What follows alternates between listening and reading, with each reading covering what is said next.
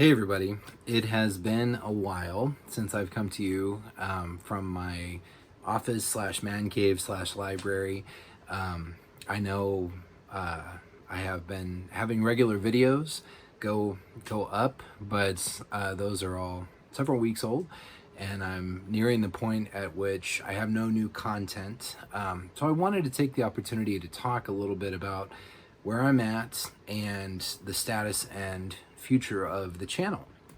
So, as you can see behind me, I'm sitting in front of my now dramatically reduced collection. I still have the US first edition hardcovers from 2000 and forward because I do want to continue to do the first edition identification videos, and I will do those in collaboration with Noah. He'll do the UK editions of those, and I'll talk about the books, and then once I get those books covered, I will sell those books to make the money that I need to address a number of issues that have come up simultaneously in my life, as sometimes happens.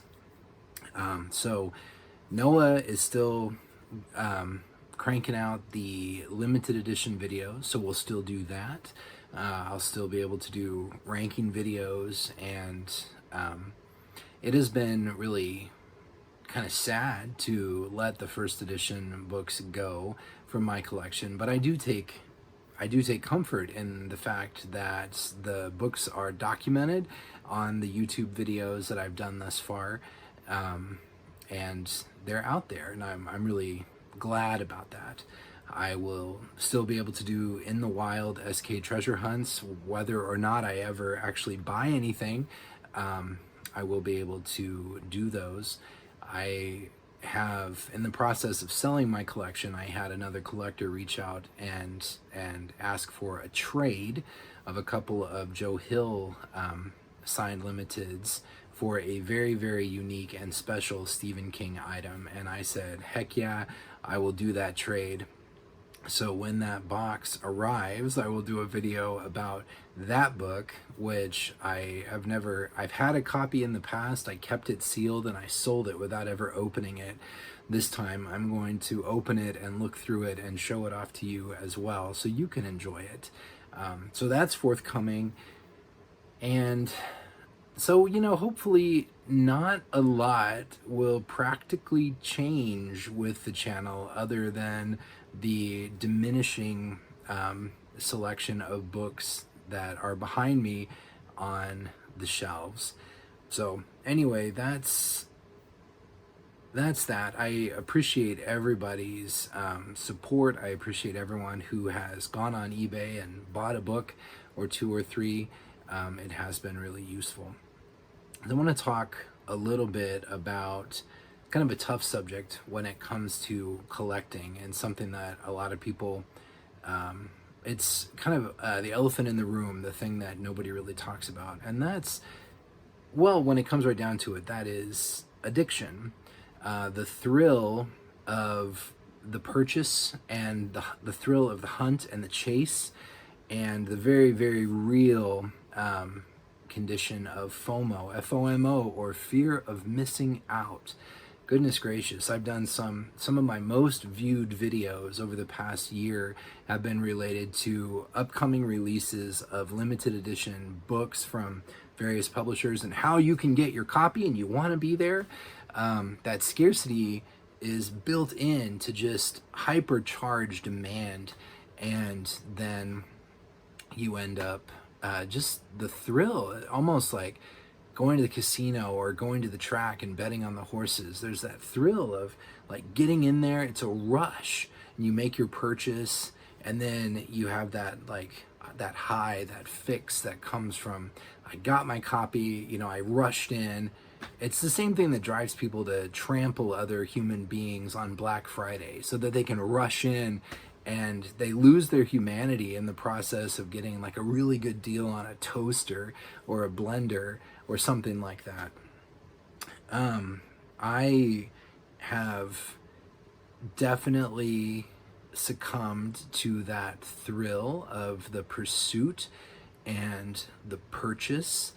And even though, so like a lot of people, my collectible books, including the first editions, the common first editions on my shelves, I don't actually read. I experience every single Stephen King story, and sometimes multiple times, usually through paperback copies or audiobook copies, but my collectible books I never actually read, which begs the question, why even have the thing?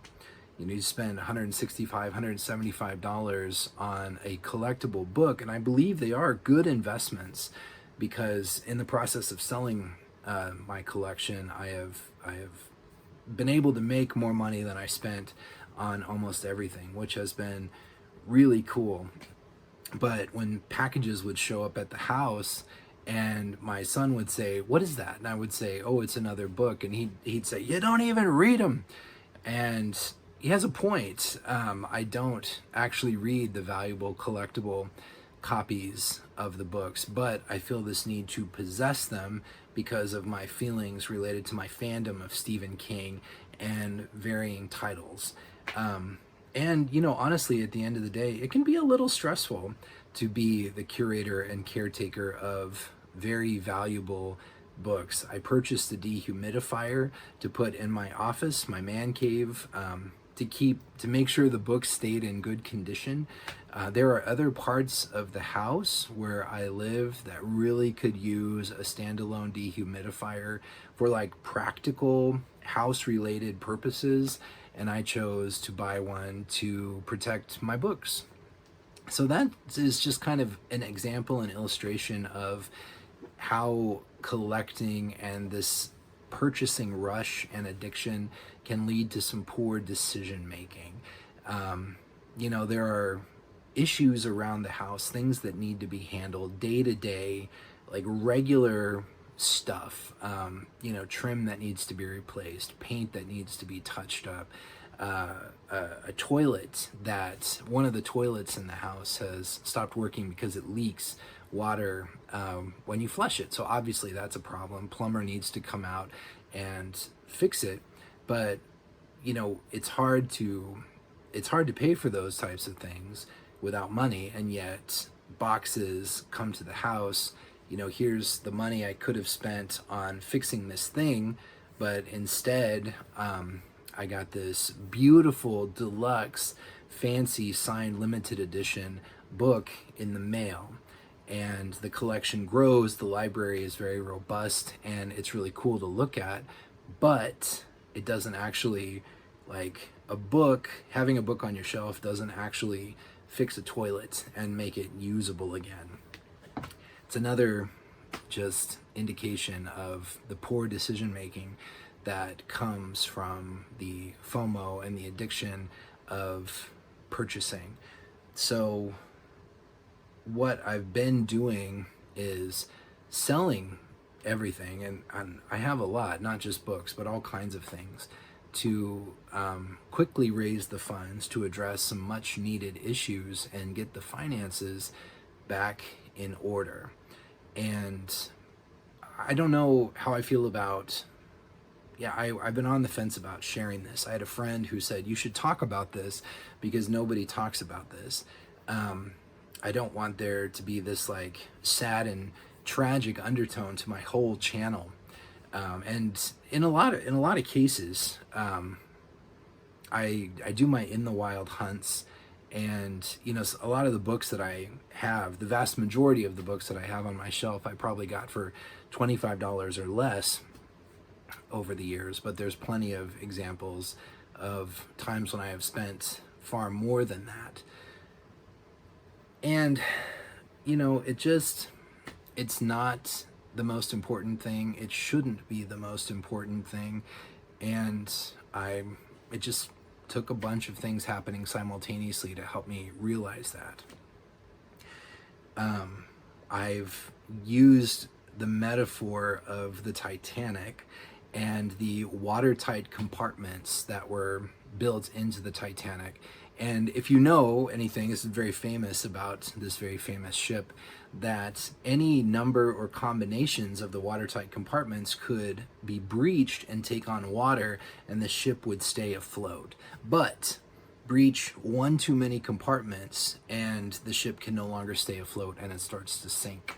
And that is kind of the metaphor that I've been using for my financial situation. You know, we plan for emergencies, we plan for contingencies, and in the back of your head you're thinking, okay, well, if this thing happens and that thing happens, we'll be okay. Or if this and that other thing happens, that'll be okay too. But if this, that, the other, and then this thing as well happens, I don't know what we're going to do. That's why you have emergency plans. That's why you have contingency funds. And instead of setting those things aside for practical, much needed real life issues and matters, I was spending those funds on fancy books. So I guess that's the long and short of it, is that I have been addicted to this hobby, and I'm wrapping my head around being the first editions guy who doesn't actually have the first editions in my collection or in my possession. I'm wrapping my head around continuing the in the wild treasure hunts, which I love doing and which are some of the most popular and well received things on the channel, without actually buying anything, because that's kind of where I need to be right now. So anyway, more content forthcoming. Things are a little wild and crazy. We're not even in our house right now because there is currently work being done. So I'm here of a Sunday afternoon, and here in a little bit I'll head out to the place our insurance company is paying for us to stay, across town. So just kind of a wild and crazy, hectic time. But Noah's lined up to share all of his special, fancy, unique content, and when time allows, I will also start generating content as well, and hopefully won't have too much of a gap, if any, for the channel. So anyway, I hope that this has been okay. I hope that this has not made everyone uncomfortable and kind of freaked out, but I felt like it was an important thing to talk about and to get out there. And I appreciate my friend Amber for suggesting that I do this, because as soon as she did, I realized, yeah, it's an important thing to talk about. It's an important thing to share. So anyway, until next time, take care of yourselves, and I will talk to you later. Bye.